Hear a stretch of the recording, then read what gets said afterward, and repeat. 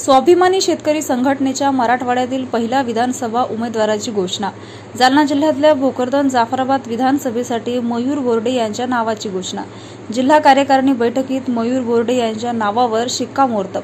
स्वाभिमानी शेतकरी संघटनेच्या मराठवाड्यातील पहिल्या विधानसभा उमेदवाराच्या नावाची घोषणा करण्यात आली आहे। जालना जिल्ह्यातल्या भोकरदन जाफराबाद विधानसभेसाठी स्वाभिमानी शेतकरी संघटनेनं मयूर बोर्डे यांना उमेदवारी दिली आहे। आज स्वाभिमानी शेतकरी संघटनेची जिल्हा कार्यकारिणीची बैठक पार पडली। या बैठकीत राजू शेट्टी यांच्या सूचनेवरून मयूर बोर्डे यांच्या नावावर शिक्कामोर्तब करण्यात आला। दरम्यान येणाऱ्या काळात शेतकऱ्यांचा आवाज सभागृहात उठवण्याचं काम स्वाभिमानी शेतकरी संघटना करेल असं मयूर बोर्डे यांनी म्हटलंय। येणाऱ्या विधानसभेच्या निवडणुकीच्या अनुषंगाने जालना जिल्ह्यातील स्वाभिमानी पक्ष व स्वाभिमानी शेतकरी संघटनेच्या विधानसभा निवडणुकीच्या पहिल्या उमेदवाराची घोषणा आज जालना येथे कार्यकारिणी बैठकीत करण्यात आली। स्वाभिमानी शेतकरी संघटनेच्या वतीने राज्यात 50 पेक्षा अधिक जागा लढवणार असल्याची घोषणा स्वाभिमानी शेतकरी संघटनेचे संस्थापक अध्यक्ष राजू शेट्टी यांनी केली होती।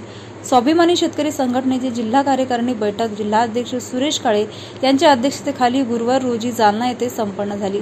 या बैठकीत मराठवाड्यातील पहिल्या उमेदवाराची घोषणा आज जालन्यातून करण्यात आली।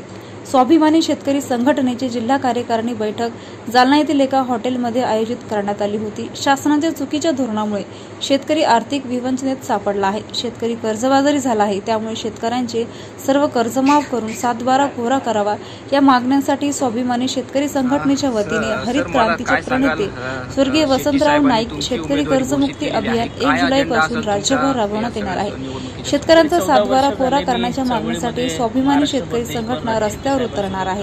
तसेच येणाऱ्या विधानसभा निवडणुकांमध्ये स्वाभिमानी शेतकरी संघटना स्वबळावर लढवण्याची घोषणा माजी खासदार राजू शेट्टी यांनी नुकतीच बारामती येथील राज्य कार्यकारिणी बैठकीत केली आहे।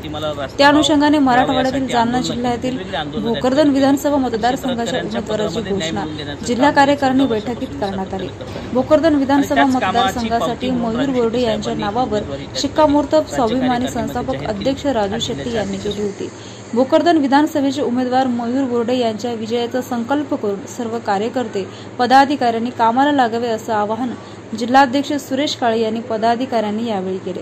या जिल्हा कार्यकारिणी बैठकीला स्वाभिमानी पक्षाचे जिल्हाध्यक्ष साईनाथ चिन्नदोरे, स्वाभिमानी शेतकरी संघटनेचे जिल्हाध्यक्ष सुरेश काळे, जिल्हा सचिव पांडुरंग गटकळ, राज्य कार्यकारिणी सदस्य शिवाजी भोसले, विधानसभा उमेदवार मयूर बोर्डे, काकासाहेब साबळे, तालुका अध्यक्ष उमेश पाष्टे, गणेश राजबिंडे, सुभाष भोपळे, प्रदीप नरवडे, शरद पंडित, राजू बनकर, समाधान गाडवे, किशोर पंडित, बाबासाहेब दखने, भारत उंडे, सुनील कवंडे आदींची उपस्थिती होती। विधानसभेच्या निवडणुकीच्या संदर्भात स्वाभिमानी महाराष्ट्रात 50च्या वर जागा लढणार आहे असं माजी खासदार राजू शेट्टी साहेबांनी घोषित केलेलं आहे।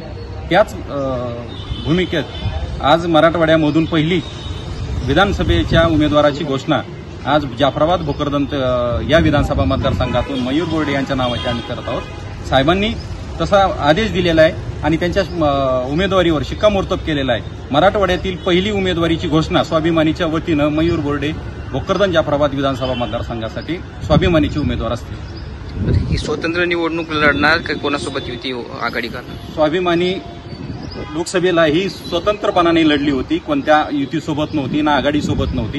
युतीचा अनुभव आम्हाला वाईट आहे आणि आघाडीचा अनुभव सुद्धा वाईट आहे।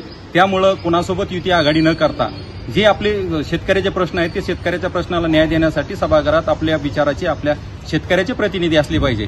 म्हणून स्वतंत्रपणाने लढून आपली ताकद आजमावून सभागृहात शेतकऱ्यांचा आवाज बुलंद करण्यासाठी ही जी निवडणूक आहे ती स्वतंत्र लढण्याचा निर्धार राजू शेट्टी साहेबांनी घेतलेला आहे। काय अजेंडा असणार आहे?